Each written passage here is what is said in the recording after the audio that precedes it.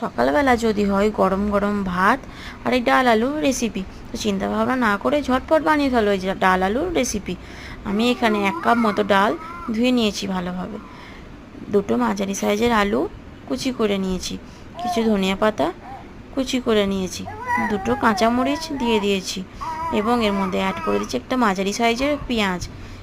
আর দিয়ে দেবো আদা রসুন পেস্ট 1 চা চামচ, হলুদ গুঁড়ো 1 চা চামচ, ধনিয়া গুঁড়ো 1 চা চামচ, জিরে গুঁড়ো 1 চা চামচ, পরিমাণ মতো তেল দিয়ে দেবো এবং হাতে করে ভালো করে মাখিয়ে নেব।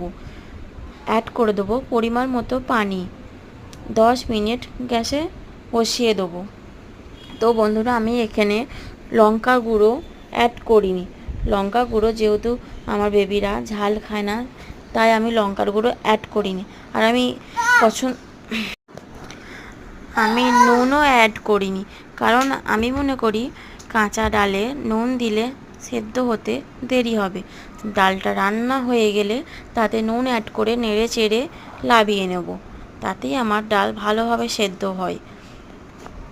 আর দেখো এরকম তোমরা ঘরে ডাল রেসিপিটা বানিয়ে প্লিজ আমার কমেন্টে জানাবে কেমন লেগেছে। আমার তো খুবই একটা